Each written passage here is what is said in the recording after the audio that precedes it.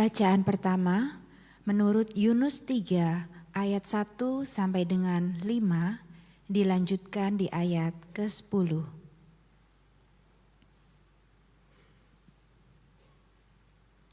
Yunus 3 ayat 1 sampai dengan 5 dilanjutkan di ayat 10. Datanglah firman Tuhan kepada Yunus untuk kedua kalinya. Pergilah segera ke Niniwe, kota yang besar itu, dan serukanlah kepadanya pesan yang kufirmankan kepadamu. Yunus pun segera pergi ke Niniwe sesuai dengan firman Tuhan. Niniwe adalah sebuah kota yang mengagumkan besarnya, 3 hari perjalanan luasnya. Yunus mulai masuk ke dalam kota dan berjalan sepanjang hari. Ia berseru, 40 hari lagi Niniwe akan dijungkir balikan. Lalu orang-orang Niniwe percaya kepada Allah. Mereka mengumumkan puasa dan semuanya, baik orang dewasa maupun anak-anak, mengenakan kain kabung.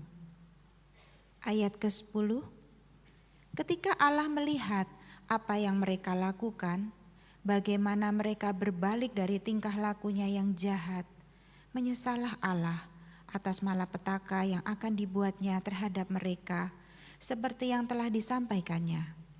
Ia pun tidak jadi melakukannya. Demikianlah sabda Tuhan. Syukur kepada Allah.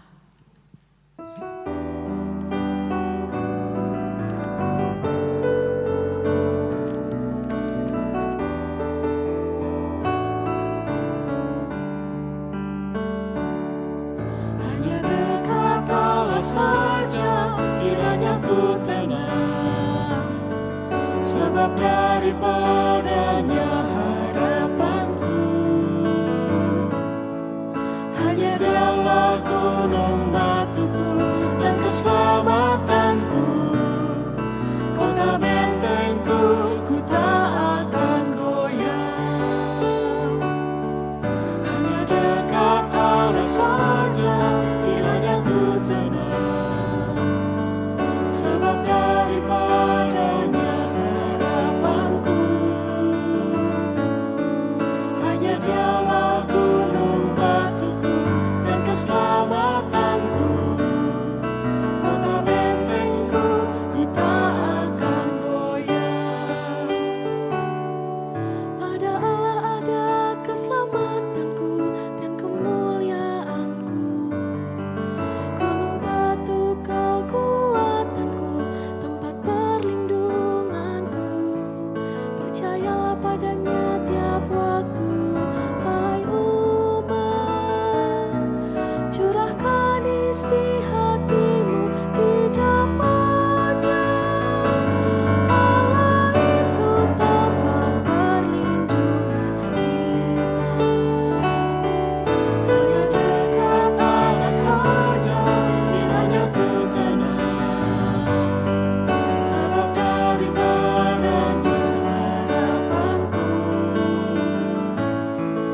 Hanya Dialah gunung batuku dan keselamatanku, kota bentengku, ku tak akan goyah. Hanya angin sajalah orang-orang yang hina, suatu dusta sajalah orang-orang yang mulia. Pada neraca mereka naik ke atas, mereka semua lebih ringan dari angin. Janganlah percaya kepada mereka. Hanya dekat Allah saja kiranya ku tenang, sebab daripadanya harapanku. Hanya Dialah gunung batuku dan keselamatanku, kota bentengku, ku tak akan goyah. Jangan kau taruh harap yang sia-sia pada perampasan.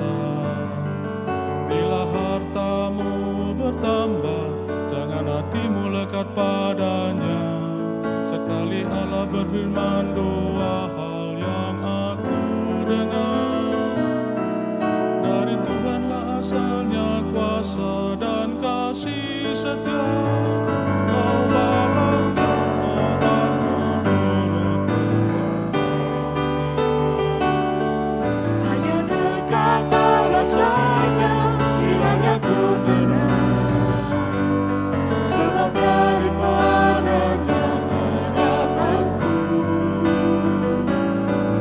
Hanya Dialah gunung batuku dan keselamatanku, kota bentengku, ku tak akan goyah.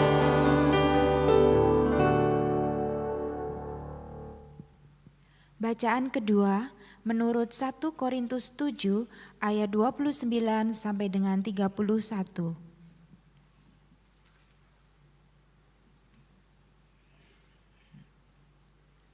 Satu Korintus 7 ayat 29 sampai 31. Saudara-saudara, inilah yang kumaksudkan. Waktunya telah singkat. Karena itu, dalam waktu yang masih tersisa ini, orang-orang yang beristri harus berlaku seolah-olah mereka tidak beristri. Orang-orang yang menangis seolah-olah tidak menangis. Orang yang bergembira seolah-olah tidak bergembira. Orang yang membeli seolah-olah tidak memiliki apa yang mereka beli. Pendeknya, orang-orang yang mempergunakan barang-barang duniawi seolah-olah sama sekali tidak mempergunakannya. Sebab dunia seperti yang kita kenal sekarang akan berlalu. Demikianlah sabda Tuhan. Injil Tuhan Yesus Kristus menurut Markus pasal yang pertama ayat 14 hingga 20 dibacakan dalam versi terjemahan baru yang kedua. Sesudah Yohanes ditahan, datanglah Yesus ke Galilea memberitakan Injil Allah. Katanya, saatnya telah genap, kerajaan Allah sudah dekat, bertobatlah dan percayalah kepada Injil. Ketika Yesus menyusuri tepi danau Galilea, ia melihat Simon dan Andreas, saudara Simon. Mereka sedang menebarkan jala di danau sebab mereka penjala ikan. Yesus berkata kepada mereka, mari ikutlah aku dan kamu akan kujadikan penjala manusia. Lalu mereka segera meninggalkan jala mereka dan mengikut Dia. Setelah Yesus meneruskan perjalanan sedikit lagi, ia melihat Yakobus anak Zebedeus dan Yohanes saudaranya sedang membereskan jala di dalam perahu. Yesus segera memanggil mereka dan mereka meninggalkan ayahnya, Zebedeus, di dalam perahu bersama dengan orang-orang upahannya, lalu pergi mengikut Dia. Demikianlah Injil Tuhan Yesus Kristus. Berbahagialah kita yang membaca, merenungkan, dan memeliharanya dalam kehidupan sehari-hari. Haleluya.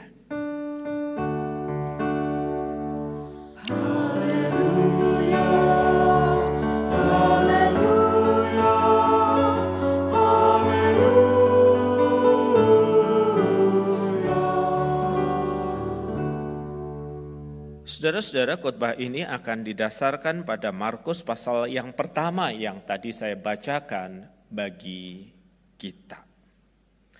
Saudara-saudara, saya rasa di dalam hidup ini kita pernah melakukan aktivitas memanggil. Misalnya Anda sedang ada di rumah dan Anda sudah mendengar penjual es krim atau penjual roti atau penjual susu dengan irama musik tertentu mendekat dan akan segera lewat. Maka Anda memanggilnya. Dan biasanya yang dipanggil akan berhenti, menoleh, dan mengarahkan pandangan kepada Anda. Mau beli? Dan saya yakin Anda menjawab iya. Kalau jawaban Anda tidak, lah buat apa tadi memanggil?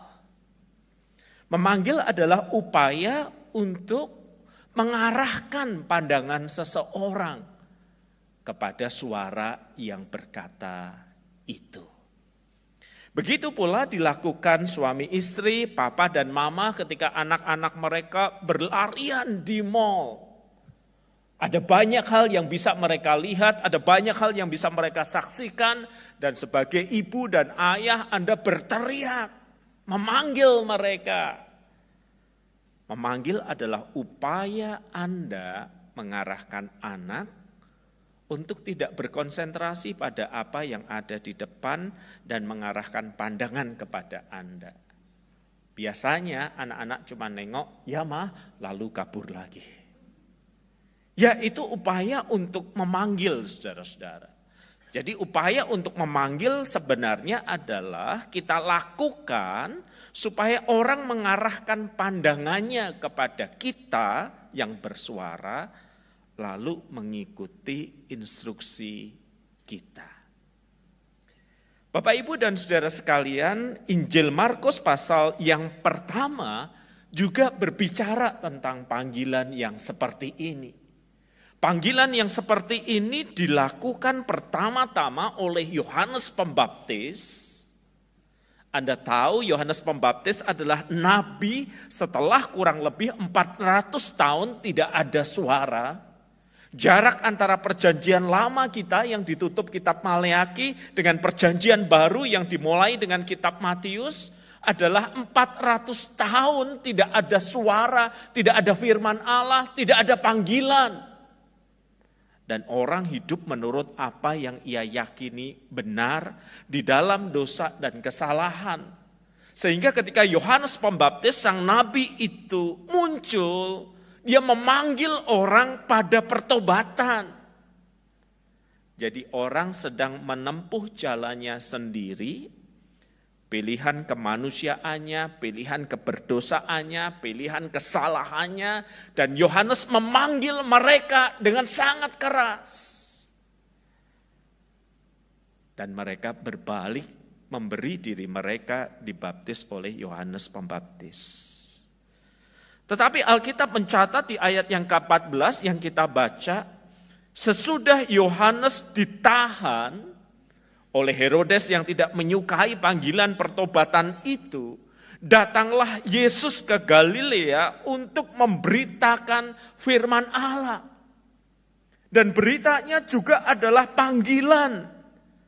Kata Yesus di ayat yang ke-15, saatnya telah genap. Kerajaan Allah, yaitu pemerintahan Allah di tengah umatnya melalui kehadiran Yesus sudah dekat. Karena itu bertobatlah, berbaliklah arah, dan percayalah kepada Injil atau kabar baik. Saudara-saudara, yang pertama Yesus memanggil setiap orang pada kehidupan yang tertuju, pada Injil kabar baik itu, sehingga orang bertobat, mengakui kesalahannya, dan berbalik kepada Allah. Yesus terus-menerus memanggil orang di sepanjang abad dan tempat, di sepanjang generasi, untuk tidak menempuh jalan kehidupannya sendiri yang akan berujung pada kebinasaan. Dan ketika Yesus memanggil, dia mengarahkan setiap orang pada dirinya, pada kabar baik yang dia bawa, bahwa orang tidak harus binasa dalam kesalahannya. Kenapa sih Sang Firman mesti menjadi manusia? Dia memanggil Anda dan saya, dia memanggil setiap kita. Karena kata Alkitab, setiap orang itu punya jalan kehidupannya, dan di matanya jalannya lurus-lurus saja. Karena hati kita yang tercela sudah jatuh di dalam dosa, kita melakukan, kita mengejar sesuatu yang menurut kita benar, tetapi dalam perspektif Allah itu berujung pada kehancuran hidup. Karena itu dipanggil supaya menengok, dipanggil supaya berbalik arah, dan merasakan sukacita dan sejahtera dari pengampunan Injil itu. Tetapi memanggil untuk mengingatkan orang bahwa orang sudah salah jalan, Nggak gampang ya saudara-saudara ya. Karena itu tiap orang itu merasa jalannya benar. Tiap orang itu ngerasa bahwa ini hidupnya. Saya pilih apa yang saya lakukan, apa yang saya mau. Saya masih ingat ketika duduk bersama dengan seorang teman beberapa tahun yang lalu, saya dan teman saya yang seorang dokter itu cemas dengan gaya hidup yang ditunjukkan seorang rekan kami di Instagramnya. Bayangkan Bapak Ibu makan pagi sudah soto daging beserta teman-temannya, jeroan-jeroannya. Itu diupload di media sosial. Makan siang udah di tempat nasi padang. Saya nggak yakin dia cuma makan sayur. Karena yang diupload tuh teman-temannya banyak banget. Gitu ya. Makan malam dia upload lagi di media sosial. Sate kambing. Muter gitu aja. Di tengah-tengahnya ada kopi yang banyak gulanya, ada kopi lagi dan snack yang banyak gulanya. Kami cemas. Karena sepenglihatan kami dia sudah overweight dan kami kenal keluarganya, papa mamahnya dulu punya problem terkait dengan diabetes. Jadi teman saya yang dokter itu saya suruh, DM dia, bilang ubah gaya hidupmu, lebih sehat. Maka di depan saya di DM, bro liatin makananmu kok kurang sehat, sebagai teman, sebagai dokter ubah gaya hidupmu supaya sehat. Send. Lalu kita ngobrol lagi dan sesaat saya bilang, cek barangkali dia sudah membalas DM-mu. Benar sudah dibalas. Lalu saya bilang sama teman saya, baca. Enggak, baca sendiri. Diulurkan HP-nya dan saya lihat. Jawaban dari rekan itu. Hidupku sendiri, enggak usah repot-repot ngatur hidup orang lain. Nah, lalu teman saya bilang, mungkin saya dokter yang ngomong ya jadi dia enggak dengerin. Coba kamu pendeta yang DM dia. Oke. Saya bilang, bro, anak-anak masih kecil. Papa mama mohon maaf dulu struggling juga dengan diabetes. Kami ini khawatir, saya ini khawatir dengan gaya hidupmu yang kayak begini. Takut secara manusia umurmu enggak panjang. Send. Kami ngobrol lagi dan kemudian beberapa saat rekan tadi bilang, udah ada jawaban loh dari dia loh. Kamu baca deh. Saya bilang enggak, kamu baca, saya dengerin. Lalu teman yang dokter itu baca, jawaban dia gini, Pak Pendeta terima kasih, ini hari Selasa bukan Minggu, belum saatnya khotbah. Menjadi toh? Sebenarnya apa keuntungan kami mengingatkan sih? Enggak ada kan? Teman saya yang dokter juga enggak terima uang, enggak terima penghargaan, saya sebagai pendeta temannya juga enggak terima apa-apa kan. Tapi ngingetin ini kan, memanggil ini kan dari rasa sayang kami kan. Ya udah, yang penting kita udah ingetin, kata teman saya. Iya. Waktu berlalu dengan begitu cepat, saudara-saudara, kurang lebih 4-5 tahun kemudian kami dengar dia ada di ICU dan ya dia pulang. Maka di Keputih itu ketika saya datang bersama dengan teman saya yang dokter itu, setelah selesai rangkaian ibadah, istrinya datang menghadap kami lalu berkata, terima kasih ya sudah ngingetin suami saya, tapi orangnya memang keras kepala. Saya meminta maaf ya untuk jawabannya yang menyakitkan hati.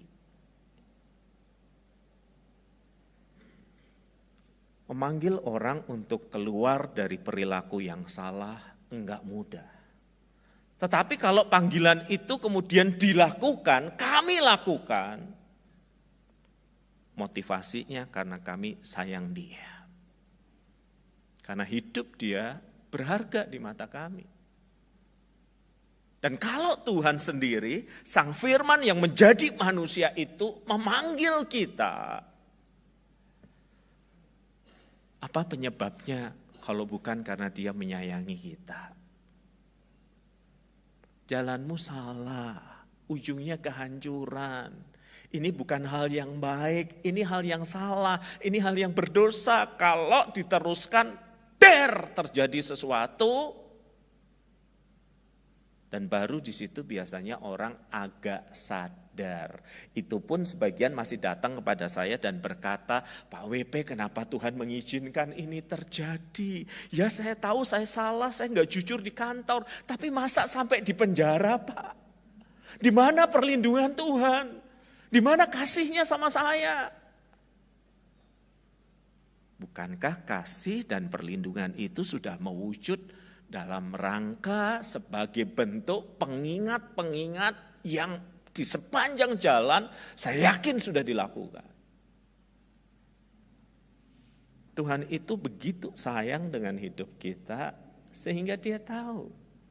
Ketika kita mengambil jalan hidup yang salah, Dia berbicara lewat mimbar, lewat renungan yang kita dengar, lewat lagu pujian, lewat apapun untuk memanggil.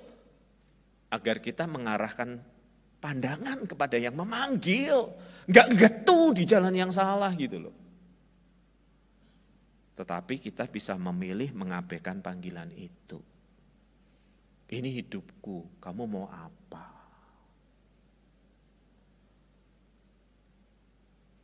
Kristus karena kasihnya selalu memanggil kita. Dan salah satu bentuk panggilannya adalah perjamuan kudus yang disediakan bagi kita. Untuk menyadarkan kepada kita, ini loh seberharga ini hidupmu. Aku datang mati memberikan tubuhku, darahku bagimu untuk mengatakan seberharga itulah hidupmu. Jadi jangan dihancurkan, jangan dirusak. Jangan dijalani menurut hawa nafsu dan keinginan yang ujungnya cuma kehancuran. Jangan. Hidupmu itu berharga.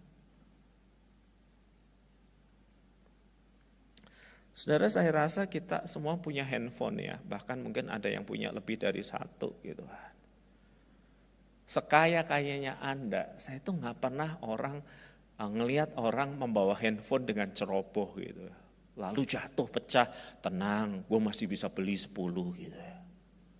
Lihat ketika Anda beli handphone itu kan dikasih anti gores, ya kan? Terus lagi dikasih soft atau hardcover gitu kan? Kemudian kalau pria suka ditaruh di sini atau di celana, kalau wanita dimasukkan ke dalam tas, digenggam erat. Kalau mau ngasih lihat ke orang pun hati-hati, nggak pernah lihat sendiri bro. Sesuatu yang berharga, kita sadar itu berharga. Secara instinktif kita jaga baik-baik. Dan lewat perjamuan kudus ini Tuhan memanggil untuk menunjukkan, ini loh seberharga ini hidupmu. Aku mati bagimu. Bawa hidupmu dengan hati-hati dan bijaksana. Yang pertama-tama saudara-saudara, Yesus memanggil kita dari jalan hidup yang keliru, yang salah, agar kita berbalik arah, bertobat bahasa teologis kita, dan percaya pada kabar baik. Bahwa Dia mengampuni, Dia menyucikan kita dari segala dosa dan kesalahan.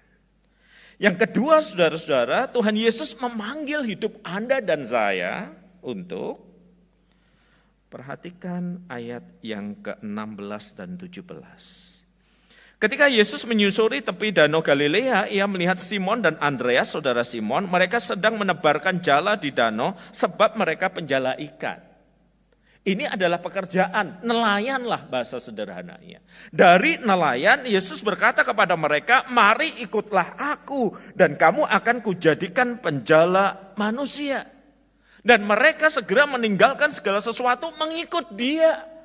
Ini kalimat ini jadi agak nggak biasa ya bagi kita, saudara-saudara ya. Bagaimana mungkin orang meninggalkan pekerjaannya yang memberi dia makan untuk mengikut seorang rabi, seorang guru, dapat apa? Saudara, tidak ada percakapan sebelumnya ya. Misalnya para rasul berkata, Tuhan Yesus kalau saya ikut kamu, UMR-nya berapa? Upah minimum rasul berapa? Saya dapat apa? Ya saya sudah jadi nelayan nih udah baik penghasilan. Apalagi yang namanya ada yang dipanggilkan kemudian anak-anak Zebedius itu dia meninggalkan ayahnya dan orang-orang pilihannya. Oh ini berarti bukan nelayan kelas teri, tetapi dia sudah bisa memperkerjakan orang lain. Dan ketika anak-anak Zebedius itu dipanggil, mereka meninggalkan ayahnya yang punya usaha itu dan orang-orang upahanya. Tanpa juga pertanyaan, fasilitasnya apa ya? Mereka meninggalkan segala sesuatu dan mengikut Yesus. Nah dalam budaya Yahudi memang ada guru-guru yang akan muncul ke permukaan dan mereka mencari murid, mencari pengikut. Dan biasanya sebagai pengikut keuntungannya apa? Ya belajar dari sang guru, belajar dari Yesus. Dan belajar dari Yesus berarti meninggalkan kenyamanan finansial hidup mereka. Bukan dapat lipat kali ganda loh, Yesus nggak janjiin itu kan. Jadi kita memahami bahwa Yesus memanggil kita untuk hidup melampaui kebutuhan jasmania. Saya katakan melampaui bukan karena kebutuhan jasmania nggak penting. Penting loh, tetapi Tuhan kan sudah jamin. Tuhan berkata, lihat burung di udara dia pelihara, lihat bunga di taman didandani oleh Bapamu yang di sorga, kamu lebih dari semuanya itu, maka carilah kehendak Allah, carilah kerajaan Allah dan lakukanlah kehendaknya. Artinya Tuhan Yesus itu juga tahu bahwa kalau manusia hidup hanya berdasarkan fokus pada kebutuhan terus, gak ada puasnya, gak ada selesainya. Hari ini cukup makan seporsi soto, besok mungkin masih pengen soto tapi di Jakarta. Setahun kemudian masih pengen soto tetapi sudah di Moskow sana atau di Korea Utara. Keinginan kita untuk terpenuhi kebutuhan jasmani itu gak akan selesai. Yang namanya keinginan itu akan terus berkembang. Pak, kami pelayanan Pak, doakan punya Avanza lah. Jelek-jelek Avanza, second juga gak apa-apa. Karena mereka biasa naik motor dan kehujanan dan Tuhan memberi itu sebagai bagian dari pelayanan mereka. Avanza. 3 tahun dipakai datang dan berkata, Avanza ini gak enak ya Pak, bantingannya kasar. Gak minta yang muluk-muluk, kakaknya aja, Innova. Nih kalau terus menerus lama-lama mintanya Lexus nih. Dan begitu pula dengan kita kan. Anda masih ingat nggak ketika Anda pertama kali kerja? Anda peduli nggak sih tas Anda mereknya apa? Gak usah peduli Pak, tas kresek aja wis bersyukur. Tas bekas dikasih gereja acara dipakai. Tapi makin lama kan makin jadi nggak selesai-selesai kan. Kayaknya merek itu bagus deh Pak, kayaknya merek itu bagus deh. Kayaknya, kalau tasnya sudah pakai ini, masa bajunya nggak ganti. Kalau tasnya pakai ini, bajunya sudah ganti, masa mobilnya nggak ganti. Kalau tas, baju, mobil sudah ganti, masa masih di lingkungan yang kurang oke gitu kan. Kalau semuanya sudah ganti, masa liburannya cuma domestik Pak, kurang menantang. Palestina, Israel, Korea Utara barangkali menantang. Yesus itu tahu saudara-saudara, kalau manusia terus-menerus fokus pada kebutuhan jasmania, gak ada ujungnya.